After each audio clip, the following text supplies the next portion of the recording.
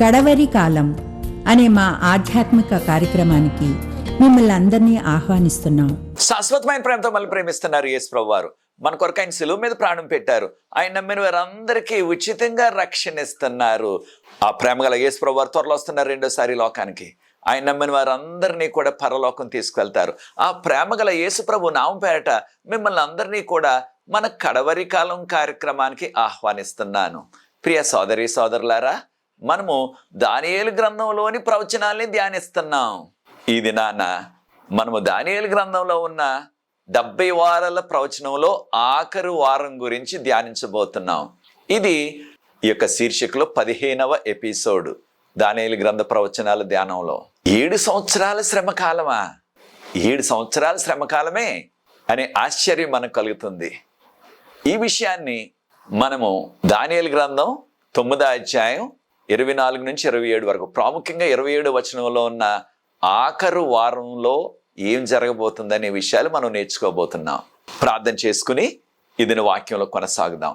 పరిశుద్ధ ప్రేమ గల మా తండ్రి, మీకు స్తుతులు స్తోత్రాలు వందనాలు చెల్లిస్తున్నాం. మమ్మల్ని, మా కుటుంబాన్ని, మా సంఘాన్ని మీరు ప్రేమించి ఈ నెల ఆఖరు వరకు తోడుకొచ్చారు ప్రభా. మీకు స్తోత్రాలు చెల్లిస్తున్నాం. దానియేలు గ్రంథాన్ని ధ్యానించే గొప్ప ధన్యత మాకు అనుగ్రహించారు. ఈ ప్రవచనాల్ని ధ్యానించడం ద్వారా మీకు యోగ్యమైన కుమారులుగా కుమార్తెలుగా ఈ కడవరి కాలంలో జీవించే కృప మాకు దయచేయండి. ఈ లోతైన మర్మాలు మేము అర్థం చేసుకోవటానికి పరలోకపు జ్ఞానాన్ని ప్రసాదించండి. పరిశుద్ధాత్మతో మమ్మల్ని నింపండి. మీరే మహిమా ఘనత తెచ్చుకోవలసిందని, ఈ పరిచర్యకు ముందు కొనసాగడానికి ఎవరైతే సహకరిస్తున్నారో ప్రతి వారిని ప్రత్యేకంగా ఆశీర్వదించవలసిందని యేసు ప్రభువు వారి పరిశుద్ధమైన నామమును బట్టి ప్రార్థిస్తున్నాను తండ్రి, ఆమేన్. ప్రియ సోదరి సోదరులారా, మనము దానియేలు గ్రంథంలో ఉన్న 70 వారాల ప్రవచనాన్ని ధ్యానించాం. ఇప్పటికీ 70 వారాల ప్రవచనం మీద 2 ఎపిసోడ్లు మనము ధ్యానించాం. 13వ ఎపిసోడు, 14వ ఎపిసోడు. ఒకవేళ వాటిని మీరు మిస్ అయినట్లయితే నా యూట్యూబ్ ఉన్నది, దాని పేరు ప్రొఫెసర్ శరత్ బాబు. దానిలో మీరు మరలా ఎన్నిసార్లు అయినా సరే ఆ ఎపిసోడ్స్ని మీరు చూడవచ్చు. ప్రియ సోదరి సోదరులారా, తరచుగా మనం వింటున్న వాక్యం 7 సంవత్సరాలు శ్రమకాలం త్వరలో వస్తుంది అని బోధించేవారు. దానితో పాటు 7 సంవత్సరాల గొర్రెపిల్ల వివాహ విందు మధ్యాకాశంలో జరుగుతుంది అని కూడా చాలా మంది బోధిస్తున్నారు. దాదాపుగా ఎక్కడ ఉజ్జీవ సభలు జరిగినప్పటికీ ప్రాముఖ్యంగా అనేకమైన మర్మాలు, కడవరి కాలానికి సంబంధించిన మర్మాలు అనేక మంది బోధిస్తున్నారు. మనం కూడా ఎంతో ఆసక్తిగా వింటున్నాం వాటిని. వారు చెప్పేది త్వరలో 7 సంవత్సరాల శ్రమకాలం వస్తుంది రెండవ రాకడకు ముందు. ఆ శ్రమకాలంలో దేవుని నమ్ముకున్న భక్తులందరూ కూడా మధ్యాకాశంలో తీసుకువెళ్ళబడతారు. రహస్యంగా, దాన్ని రహస్య రాకడ అంటున్నారు. వారు మధ్యాకాశంలో 7 సంవత్సరాలు గొర్రెపిల్ల వివాహ విందులో పాల్గొంటారు. భూమి మీదేమో 7 సంవత్సరాల శ్రమకాలం, మధ్యాకాశంలోనేమో 7 సంవత్సరాల గొర్రెపిల్ల వివాహ విందు. ఈ విషయాలు చెప్తున్నారు. మనం వారిని అడిగినట్లయితే, అయ్యా వాక్యంలో ఎక్కడున్నది ఇది అని మనం ప్రశ్నించినట్లయితే వారు మనకు వెంటనే చూపించేది దానియేలు గ్రంథం 9వ అధ్యాయం 27వ వచనాన్ని చూపిస్తున్నారు. ఆఖరి వారంలో మధ్యన జరుగుతుంది ఇదని. ప్రియ సోదరి సోదరులారా, చాలాసార్లు దేవుని యొక్క సేవకులు వాక్యం చెప్తున్నప్పుడు వారిని మనం ప్రశ్నించం. కొన్ని సందర్భాల్లో పెద్ద ప్రసంగికులు, పెద్ద పరిచర్య ఉన్నది వారికి, వారు చెప్తున్నారు. ఆ ఉద్యోగ సభలో మనం వింటున్నాం, యూట్యూబ్లో పెడుతున్నారు, మనం ఆశ్చర్యపోతున్నాం. కానీ ప్రొటెస్టెంట్ క్రైస్తవులుగా మనకున్న స్టాండర్డ్ ఏంటంటే బైబిల్ గ్రంథం బైబిల్లో లేకపోయినట్లయితే ఎంత గొప్ప సేవకులు చెప్పినప్పటికీ, ఎంత పెద్ద పరిచర్య ఉన్నప్పటికీ దానిని మనము నమ్మరాదు. కారణం, దేవుని యొక్క వాక్యమే మన పాదాలకు దీపం ఈ యొక్క లోక ఆధ్యాత్మిక యాత్రలో. కనుక ప్రియ సోదరి సోదరులారా, నేను చారిత్రక కోణంలో వివరిస్తున్నాను దానియేలు గ్రంథ ప్రవచనాల్ని. ఇది హిస్టారికల్ ఇంటర్ప్రిటేషన్ అంటారు ఇంగ్లీష్లో. ఈ చారిత్రక కోణం అనేది ఆదిమ సంఘం నుంచి, అపోస్తల కాలం నుంచి కూడా కొనసాగింది ఈనాటి వరకు. కానీ కొద్ది మంది మాత్రమే దీన్ని ఈ రోజుల్లో అనుసరిస్తున్నారు. ఎక్కువ మంది ఆ యొక్క రిఫర్మేషన్ టైంలో, అనగా క్రీస్తు శకం 16వ శతాబ్దం నుంచి రకరకాల వివరణలు వచ్చేసాయి. ఇంటర్ప్రిటేషన్ అంటున్నాం ఇంగ్లీష్లో. వాటికి ఎక్కువ మొగ్గు చూపుతున్నారు చెప్పేవారు, వినేవారు కూడా. ఆ విషయాలు కూడా మనం నేర్చుకోబోతున్నాం. ఇది దానియేలు గ్రంథం 9వ అధ్యాయం 27వ వచనంలో చెప్పబడిన ఆ ఆఖరి వారం లేదా వారంలో మధ్యలో నైవేద్య బలులు నిలిపివేయబడును అని చెప్పబడ్డాది. ఈ నైవేద్య బలులను ఎవరు నిలిపేశారు? యేసు ప్రభు వారు తక్కని వివరణలు చెప్పేవారు చాలా వేరేగా చెప్తున్నారు. వాటిని కూడా కొంచెం ప్రస్తావిస్తాను నేను ఈ దినాన్న. ప్రియ సోదరి సోదరులారా, మనకి యొక్క చారిత్ర కోణంలో చూసినట్లయితే 14వ ఎపిసోడ్లో గత కొన్ని వివరాలు మీ ముందుకు పెట్టాను. అవి యేసు ప్రభు మరణించింది ఎప్పుడు అని ఒక్కసారి మనం దానియేలు గ్రంథం 70 వారాల ప్రవచనంలో దానియేలు గ్రంథం 9వ అధ్యాయం 24 నుంచి 27 వరకు వాక్య భాగంలో మనం గమనించినట్లయితే గాబ్రియేలు దూత గారు దానియేలు గారికి వివరించారు. దానియేలు గ్రంథం 9వ అధ్యాయం 24 వచనం. దానిలో దానియేలు, ఈ 70 వారాలు నీ కొరకు, నీ యొక్క ప్రజల కొరకు, నీ పరిశుద్ధ పట్టణం కొరకు నియమించబడ్డావి అని చెప్పారు. ఇంగ్లీష్లోను మూల భాష హిబ్రూలో మాత్రం దానియేలు గ్రంథం 9వ అధ్యాయం 24 వచనంలోనూ ఉన్నది, కానీ మన భాషలో తర్జుమాకు వచ్చేటప్పటికి అది 25వ వచనంలోకి పాకిపోయింది ఈ 70 వారాలు అనే మాట. అయితే గాబ్రియేలు దూత గారు ఈ 70 వారాలని 3 విభాగాలుగా చేశారు, 3 ముక్కలుగా చేశారు. ఆ విషయాన్ని కూడా వివరించాను గత ఎపిసోడ్లో. మొదటి ముక్క లేకపోతే మొదటి భాగం 7 వారాలు. 7 వారాలు అంటే 7 ఏళ్ళు 49. ఒక దినం అంటే 1 సంవత్సరం. 49 సంవత్సరాల్లో ఏం జరిగింది? వారికి అనగా యూదులకు మీ యెరూషలేము నగరం చుట్టూ కోట గోడ కట్టుకోవచ్చని ఆజ్ఞ ఎప్పుడైతే మీకు అనుమతి వస్తుందో అప్పుడు ప్రారంభమవుతుంది అన్నారు. ఆ 7 వారాలు అంటే 49 సంవత్సరాలు. మనం చరిత్రలో నేర్చుకున్నాం. అది ఆర్టేజర్క్సిస్ అనే రాజుగారు, మన భాషలో హస్తాసస్తా అని తర్జుమా చేశారు ఆయన పేరు. ఆయన క్రీస్తుపూర్వం 457 సంవత్సరంలో వీరికి అనుమతి ఇచ్చినట్లుగా శాసనం మనకు చెప్తుంది. పర్షియా రాజు అని, పారసీక రాజు. అప్పటి నుంచి మనం లెక్కలు వేసినట్లయితే 49 సంవత్సరాలు, 457, దానిలోంచి 49 తీసివేసినట్లయితే, కారణం ఇది బీసీ టైం కనుక, అప్పుడు క్రీస్తు పూర్వం 408లో యెరూషలేము నగరం చుట్టూ కూడా కోటగోడలు కట్టబడ్డవి. అప్పటికి 7 వారాలు అయిపోయింది. అప్పటి నుంచి 62 వారాలకి అభిషక్తుడు మెస్సయ్య వస్తారని చెప్పబడ్డాది. అప్పటి నుంచి 62 వారాలు లెక్క వేసినట్లయితే 62 × 7, వారానికి 7 రోజులు కదా. హిబ్రూ భాష షబువా అని వాడారు, అంటే వారం 7 రోజులు. ఆ 62 వారాలని రోజులు పెట్టినట్లయితే 434 దినాలు వస్తాయి. ఒక దినం అంటే 1 సంవత్సరం. ఎంతవరకు వెళ్తాయి ఈ 434 సంవత్సరాలు?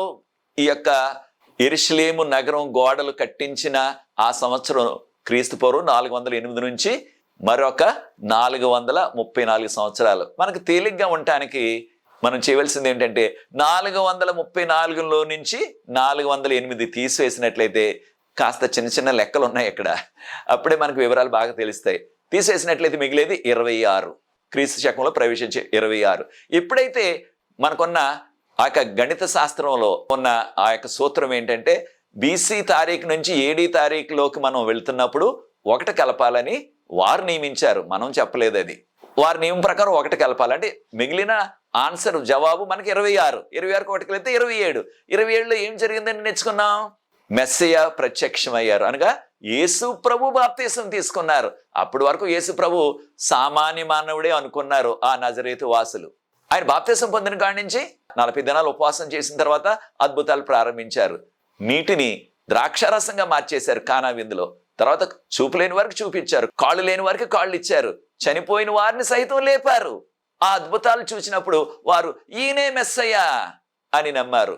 కనుక 27వ సంవత్సరం చాలా ప్రాముఖ్యమైనది. క్రీస్తు శకం యేసు ప్రభు మెస్సయ్యగా ప్రజలు అంగీకరించడం ప్రారంభించారు. అప్పటికి ఎన్ని వారాలు అయిపోయి యేసు ప్రభు బాప్తిసం తీసుకునేసరికి ఈ 70 వారాల్లో ఇన్ని వారాలు గతించిపోయాయి. 7 వారాలేమో యెరూషలేము చుట్టూ గోడలు కట్టడానికి అయిపోయింది. మరొక 62 వారాలు, 62 × 7, 62 7 కలిపితే 69 వారాలు అయిపోయింది. 69వ వారం అయ్యేటప్పటికి యేసు ప్రభు వారు బాప్తిసం తీసుకున్నారు. బాప్తిసం తీసుకున్న తర్వాత ఆయన 3.5 సంవత్సరాలు పరిచర్య చేశారు. మరి ఆ 3.5 సంవత్సరాలు ఎక్కడ లెక్క పెట్టాలా? ఆఖరి వారంలో, 70వ వారంలో. కారణం గాబ్రియేలు దూత గారు ఎంతో విపులంగా చెప్పారు. దానియేలు గ్రంథం 9వ అధ్యాయం 24-25 వచనాలు గమనించినట్లయితే, దానియేలు ఈ 70 వారాలు కూడా నీకు, నీ ప్రజలకు, నీ ప్రజలంటే యూదులు, నీ యొక్క పరిశుద్ధ పట్టణం యెరూషలేము, వారికి మాత్రమే, మనకి కాదు, అన్యులకు కాదు, ఇది కడవరి కాలానికి సంబంధించినది కానే కాదు. ఈ విషయాన్ని మనం నేర్చుకోవాలా. యేసు ప్రభు వారు ఆయన అర్ధవారంలో, అనగా దానియేలు గ్రంథం 9వ అధ్యాయం 26వ వచనంలో ఆయన వారంలో మధ్యలో చాసి అని అన్నారు ఆ హిబ్రూ మాట. ఆ యొక్క వారంలో మధ్యలో ఆయన మన కొరకు నిర్మూలన చేయబడునని మనకి తర్జుమా చేశారు మన భాషలో. కానీ మూల భాషలో ఇంగ్లీష్లో కూడా ఏమనుంది? కట్ ఆఫ్ అని ఉంది. అంటే మన కొరకు ఆయన వధించబడతారు. ఎక్కడ? మనందరికీ తెలుసు చారిత్రకంగా క్రొత్త నిబంధనలు మనకి ఎంతో వివరాలు ఉన్నాయి. సిలువ మీద మరణించారు మన కొరకు. ఎప్పుడు జరిగింది అది? ఆఖరి వారంలో మధ్యలో జరిగింది. కనుక దానియేలు గ్రంథం 9:27 ఉన్న విషయాలు మనం పూర్తిగా అవగాహన చేసుకోవాలి. అది వారం మధ్యలో ఆయన నైవేద్య బలులు నిలిపివేయును. ఎవరు నిలిపివేశారు నైవేద్య బలులు? ఖచ్చితంగా వాక్య ప్రకారంగా చారిత్ర కోణంలో యేసుప్రభు వారు నిలిపివేశారు. అనగా యేసుప్రభు చనిపోయారు కనుక అప్పటి నుంచి ఇక బలి అర్పణలు చేయవలసిన అవసరత లేదు. హెబ్రీయులకు రాసిన పత్రిక 10:10 యేసుప్రభు వారు మన కొరకు ఆయన ఒకేసారి బలియాగం అయిపోయారు. యోహాను సువార్త 1:29 యేసుప్రభు వారు మన కొరకు దేవుని గొర్రె పిల్లగా ఈ లోక పాపాలన్నింటిని కూడా మోసుకొని పోవటానికి ఆయన వచ్చారు, మన కొరకు మరణించారు. కనుక ఈ నైవేద్య బలులన్నీ కూడా నిలిపివేసింది యేసుప్రభు వారు, ఏ మానవుడు కాదు. అయితే దానికి రకరకాల అర్థాలు చెప్తున్నారు. ప్రాముఖ్యంగా మనకి మార్టిన్ లూథర్ గారి కాలం నుంచి అంతవరకు కూడా ఈ యొక్క రిఫర్మేషన్ అంటున్నాం, అనగా మతోద్ధారణ. మార్టిన్ లూథర్ గారు జర్మనీలో, జాన్ కాల్విన్ గారు ఫ్రాన్స్లో, జ్వింగ్లీ గారు స్విట్జర్లాండ్లో, ఇలాంటి వారందరూ కూడా వారు చారిత్రక కోణంలోనే వివరించారు. అయితే వారికి వ్యతిరేకంగా ఆనాటి సంఘం దానియేలు గ్రంథంలో ఉన్న చిన్న కొమ్మును పోపుల పాలనతో పోల్చారు.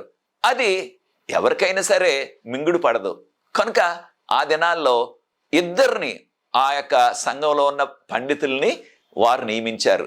ఏదో రీతిగా ఇది మన మీదకి వేలు చూపకుండా, మనకి ఆపాదించకుండా, దీన్ని వేరే వారికి ఆపాదించేలాగా మీరు వివరణ తయారు చేయాలన్నారు.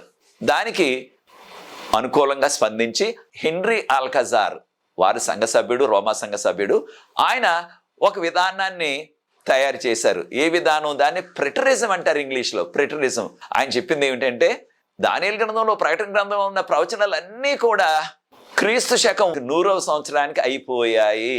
ఇక ఇప్పుడు దానియేలు గ్రంథాన్ని, ప్రకటన గ్రంథాన్ని చదవలసిన అవసరం లేదు, అవన్నీ కూడా నెరవేరిపోయాయి అని చెప్పుకొచ్చారు ఆయన. అప్పుడు ఆయన వివరణ ఏంటంటే, ఆయన కొంతమందిని అడిగారు ఆ రోజుల్లో, మరి ఈ యొక్క దానియేలు గ్రంథంలో 9:27 చూపిస్తున్నారు కదా మీరు, వారంలో మధ్యలో నైవేద్య బలులు నిలిపివేయబడుతుందని, ఎవరు చేశారా పని అంటే ఆయన చెప్పింది ఏంటంటే, వెంటనే యేసు ప్రభు పుట్టక ముందు క్రీస్తుపూర్వం 175 నుంచి 163 వరకు ఒక రాజుగారు పరిపాలించారు. ఆయన పేరు యాంటియకస్ IV. ఆయన పూర్తి పేరు యాంటియకస్ ఎపిఫెనిస్ అంటారు. ఆయన క్రీస్తుపూర్వం 168 నుంచి 165 వరకు, అనగా 3.5 సంవత్సరాలు దగ్గరగా, పూర్తిగా 3.5 సంవత్సరాలు కాదు సుమా, 3.5 సంవత్సరాలకు దగ్గరగా, అనగా 1080 దినాలు యెరూషలేము దేవాలయంలో బలి అర్పణ నిలిపివేశాడు. ఆయన చెయ్యొద్దన్నాడు, ఎవరిని చేయనివ్వలేదు. అప్పుడు ఆల్కజార్ గారు దీనికి నెరవేర్పు ఆయనే. ఎవరు? యాంటియకస్ అనే రాజుగారు, యాంటియకస్ IV అనే రాజుగారు అన్నాడు. కానీ దీనిలో ఉన్న లోపం ఏంటో చూడండి. ఈ యొక్క నైవేద్య బలులను వారం మధ్యలో నిలిపేసేవారు ఎప్పుడు రావాలి? యేసు ప్రభు వారు శిలువ త్యాగం అయిపోయిన తర్వాత రావాలా ఈ సంఘటన. కానీ ఆల్కజార్ గారు చెప్పింది యేసు ప్రభు వారు పుట్టక ముందే, ఆ యొక్క BC టైంలో 163 సంవత్సరాల ముందు జరిగిపోయింది అన్నారు ఆయన. అది ఎలాగ సాధ్యం? దాన్ని మనం అంగీకరించడానికి ఏ విధంగా అది సాధ్యమవుతుంది? కనుక ఆయన విధానం బాగోలేదు, కానీ ఇంకా కొంతమంది దాన్ని పాటిస్తున్నారు. ఇది చాలా విచారం. ప్రొటెస్టెంట్ క్రిస్టియన్గా మనం అనుసరించేది ఏమిటంటే, బైబిల్ గ్రంథంలో ఉంటే బోధించాలి, బైబిల్ గ్రంథం లేకపోయినట్లయితే మనం దాన్ని చెప్పకూడదు, నిశ్శబ్దంగానే ఉండాలా. ఈ విషయాలు మనం గుర్తించాలా. కనుక ప్రియ సోదరి సోదరులారా, మరొక వ్యక్తి, ఆ సంఘానికి చెందిన ఆ నాటి బైబిల్ పండితులు, ఒక పండితుడు ఆ దినాల్లో, ఎప్పుడు క్రీస్తు శకం 16వ శతాబ్దంలో, మార్టిన్ లూథర్ గారి కాలంలో, ఫ్రాన్సిస్ రిబేరా అని మరొక వ్యక్తి, ఆయన ఏం చేశారంటే, ఆయన కూడా ఒక విధానాన్ని ఆయన అభివృద్ధి చేశారు. ఏ విధానం? దానియేలు గ్రంథాన్ని, ప్రకటన గ్రంథాన్ని ఎలా బోధించాలా అనే విధానాన్ని. కనుక ప్రస్తుతానికి దానియేలు గ్రంథాన్ని, ప్రకటన గ్రంథాన్ని మనం పట్టించుకోవద్దు. మరి దానియేలు గ్రంథం 9:27 ఉన్న ఆ వారం మధ్యలో నైవేద్య బలులు ఎవరు నిలిపివేశారు అని ప్రశ్న ఆయనకు కూడా వేశారు ఆ దినాల్లో. ఆయన చెప్పిన జవాబు ఏంటంటే, ఇది భవిష్యత్తులో జరుగుతుంది. ఆఖరు 7 సంవత్సరాలు, అనగా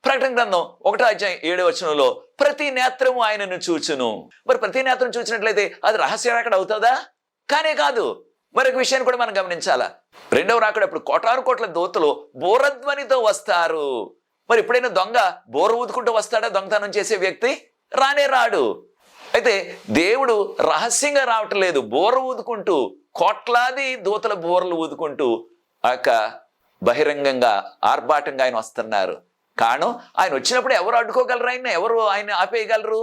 కనుక ఈ విషయాలు మనకి మొదటి తెస్సలోనికీయులకు రాసిన పత్రిక 4:16 ఆయన ప్రధాన దూత శబ్దంతో బోరధ్వనితో వస్తారని చెప్పబడ్డది. కనుక ప్రియ సోదరి సోదరులారా, మత్తయి సువార్త 25:31 కూడా ఆయన ఆ కోటాను కోట్ల దూతలతో వస్తారు. కనుక రహస్య రాకడ, సీక్రెట్ ర్యాప్చర్ అంటున్నారు ఇంగ్లీష్లో, అది వాక్యంలో లేదు మనకి. కానీ కొంతమంది అపార్థం చేసుకుని దాన్ని చెప్తున్నారు. కారణం ఇదిగో చూడండి, బైబిల్ గ్రంథంలో ఉంది యేసుప్రభు దొంగలాగా వస్తారని. యేసుప్రభు దొంగ కాదు, ఆయన నేనే సత్యం అన్నారు. యోహాను సువార్త 14:7 నేను సత్యమును మార్గమును జీవమును అన్నారు ఆయన. కనుక యేసుప్రభు సత్యం. కనుక ప్రియ సోదరి సోదరులారా, ఆయనకు దొంగ వలె రహస్యంగా రావాల్సిన పరిస్థితి ఆయనకు లేదు. బహిరంగంగానే రాగలరు, ఎవరు కూడా అడ్డుకోలేరు ఆయన్ని ఆయన వచ్చినప్పుడు. అయితే ఇటువంటి బోధలు ఈ దానియేలు గ్రంథంలో నుంచి చూపిస్తున్నారు. 9:27 ఆ ఒక్క వచనాన్నే వాడుతున్నారు. అదేమో యేసు ప్రభు ఆయన మరణించిన తర్వాత నైవేద్య బలులు నిలిపివేయబడ్డాయి అని చెప్పటానికి మనకి చెప్పిన ఆ ప్రవచనం దానియేలు గ్రంథం 9:27. కనుక ప్రియ సోదరి సోదరులారా, దానియేలు గ్రంథం 9:27 చెప్పబడిన ఈ యొక్క విషయం యేసు ప్రభు యొక్క మరణం తర్వాత బలి అర్పణలు అవసరం లేదు, వాటిని ఆపేశారు. కానీ దాన్ని వక్రీకరించి ఇది 7 సంవత్సరాల శ్రమ, అదే సమయంలో 7 సంవత్సరాల వివాహ విందు మధ్యాకాశంలో అని చెప్తున్నారు. పాటలు కూడా దాని మీద కట్టేశారు. ప్రియ సోదరి సోదరులారా, మనకి బైబిల్లో ఎక్కడైనా ఒక్క వచనం చూపించినట్లయితే, ఒక్క వచనం 7 సంవత్సరాలు వివాహ విందు ఆకాశంలో జరుగుతుంది, లేకపోయినట్లయితే 7 సంవత్సరాలు శ్రమకాలం వస్తుందని ఒక్క వచనం ఉంటే సరిపోతుంది. మనకి ఎక్కడ కనిపించట్లేదు. గాబ్రియల్ దూత గారు చెప్పారు కదా దానియేలు గ్రంథం 9:24-25 దానియేలు ఇది నీకు, నీ ప్రజలకి, నీ పరిశుద్ధ పట్టణానికి అనకది యూదులకి, మనకి కాదు. దానిలోంచి మనం ఒక్కటి కూడా తీసుకోవటానికి మనకు అర్హత లేదు. కనుక ప్రియ సోదరి సోదరులారా, ఈ విషయాలు మనం గమనించాలా. వీటిని మనం ప్రార్థనాపూర్వకంగా ఆలోచించి చూసినట్లయితే వాక్యపు ఆధారం లేని ఏ బోధ అయినా సరే దానిని మనం నమ్మవద్దు. కనుక ప్రియ సోదరి సోదరులారా, చూడండి, మొదటి యోహాను పత్రిక 2:18-20 ఉన్న వాక్య భాగాన్ని గమనించినట్లయితే యోహాన్ గారు ఆయన కాలంలోనే, అనగా మొదటి శతాబ్దంలోనే ఆయన చెప్పారు, అనేక మంది క్రీస్తు విరోధులు, యాంటీ క్రైస్ట్ అని వాడారు ఇంగ్లీష్లో, అప్పుడే వచ్చేసారన్నారు ఆయన కాలంలోనే. యాంటీ క్రైస్ట్ అంటే క్రీస్తు విరోధులు, అనగా మనకి ఈ విషయాల గురించి చెప్తున్న వారు అంత్యక్రీస్తు అంటున్నారు. అంత్యక్రీస్తు అని మాట లేదు, వారు కల్పించిన మాట మాత్రమే అది. కనుక ప్రియ సోదరి సోదరులారా, బైబిల్ గ్రంథంలో ఉన్న ఈ వాక్యాలని మనం నమ్ముదాం. కనుక దానియేలు గ్రంథం 9:27 చెప్పబడిన ఆఖరి వారు మధ్యలో యేసు ప్రభు వారు మరణించారు.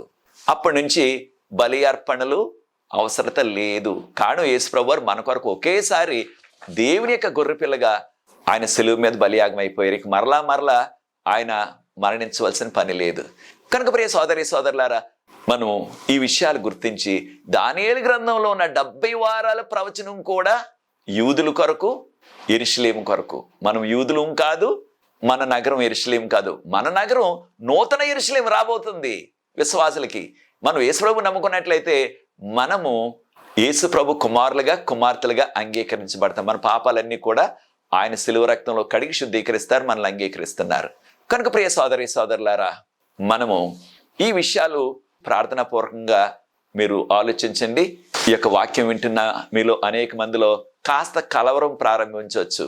ఏంటి, అందరూ కూడా 99% దానియేలు గ్రంథం 9:27 చూపించి 7 సంవత్సరాల మహాశ్రమ కాలం వస్తుంది అంచె దినాల్లో అంటున్నారు.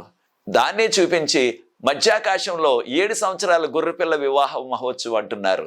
ఇంతవరకు విన్నది అది విన్నాం మనం. ఇప్పుడు ఈ ప్రొఫెసర్ శరత్ బాబు గారు, డాక్టర్ శరత్ బాబు గారు ఈ విధంగా చెప్తున్నారేమిటి అనే కాస్త కలవరం మీకు కలగవచ్చు. మనం శాంతియుతంగా ప్రార్థనాపూర్వకంగా ధ్యానించి చూడండి. ఇది ఖచ్చితంగా యూదుల కొరకు, యెరూషలేము కొరకు చెప్పబడిన ప్రవచనం. కనుక ఈ యొక్క వారంలో మధ్యలో నైవేద్య బలులు నిలిపివేయటం అన్నది యేసు ప్రభు మరణం ద్వారా జరిగింది, అంతేగాని ఏ మానవుడు కూడా జరపలేదు. మరొక విషయాన్ని కూడా గమనించాలి. దానియేలు గ్రంథం 9:27 యెరూషలేముకి ఏ గతి పట్టబోతుందో అన్న విషయాన్ని కూడా చెప్పారు. అనగా యెరూషలేము అంతా కూడా నాశనం అయిపోతుందని. యెరూషలేముని ఎవరైనా సరే మనుషులు నాశనం చేయగలరా? అది సాధ్యం కాదు. కారణం, ఈ యొక్క యెరూషలేమును నాశనం చేయటానికి సెనాచెరబ్ అనే రాజుగారు క్రీస్తుపూర్వం 705 వచ్చారు. వస్తే దేవుడు తన దేవదూతను పంపించి వారందరినీ కూడా 185,000 మంది అస్సూరు సైన్యాన్ని హతం చేసేశారు ఒక్క దేవదూతే. ఈ విషయాలు మనం యెషయా గ్రంథం 37:36 చదువుతున్నాం. కనుక ప్రియ సోదరి సోదరులారా, మనము ఈ విషయాల్ని గ్రహించి మనం నేర్చుకునే ఆధ్యాత్మిక పాఠం ఏమిటంటే, తప్పకుండా ఈ యొక్క దానియేలు గ్రంథంలో ఉన్న 70 వారాలు కూడా ఇక వారితో అయిపోయాయి. యేసుప్రభు శిలువ మరణం పొందారు వారంలో మధ్యలో. ఇక మిగిలిన 3.5 సంవత్సరాలు అపోస్తలులు వారందరూ కూడా యూదులకు మాత్రమే బోధించారు. 34వ సంవత్సరంలో స్టెఫన్ గారిని రాళ్ళతో కొట్టి చంపేశారు ఆ యొక్క యూదులు. అప్పటికి ఈ 70 వారాలు అనగా 490 సంవత్సరాలు వారికి ఇవ్వబడిన యూదులకి యెరూషలేముకి ఇవ్వబడిన ప్రవచన కాలం జరిగిపోయింది. కనుక ఇది జరిగిపోయిన విషయం.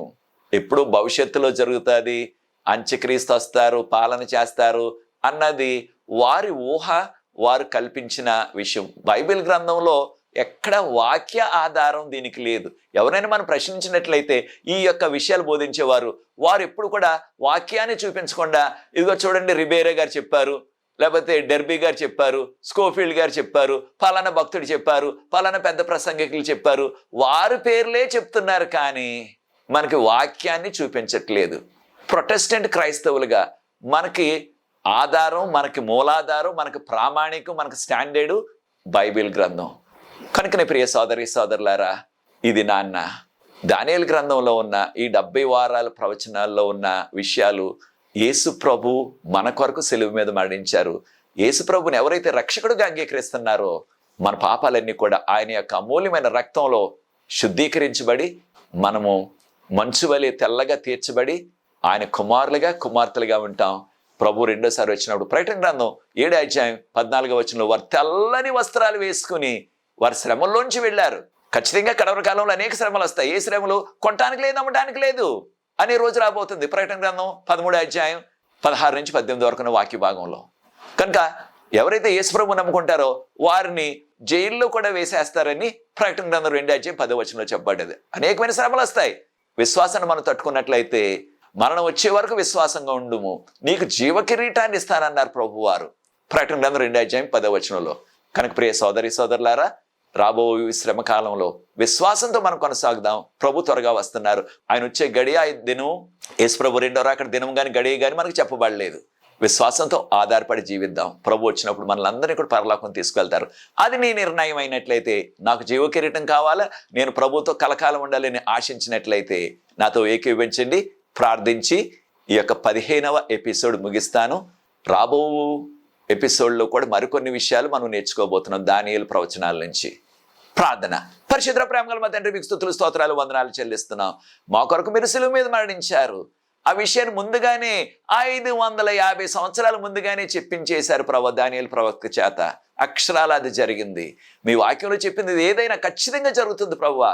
కనుక మీ వాక్యపు నెరవేర్పును మేము గుర్తిస్తూ త్వరలో మీరు వస్తున్నారు కనుక మీరు అక్కడి కొరకు సిద్ధపడి ఎత్తబడే జనాంగంలో మేము ఉండే మాకు కృపను అనుగ్రహించమని, కార్యక్రమం వీక్షిస్తున్న ప్రతి వ్యక్తిని దీవించండి. ఈ పరిచయం ముందు కొనసాగడానికి ఎవరైతే సహకరిస్తున్న వారందరూ కూడా ప్రత్యేకంగా దీవించమని యేసు ప్రభువు వారి పరిశుద్ధమైన నామమును బట్టి ప్రార్థిస్తున్నాను తండ్రి. ఆమేన్. God bless you.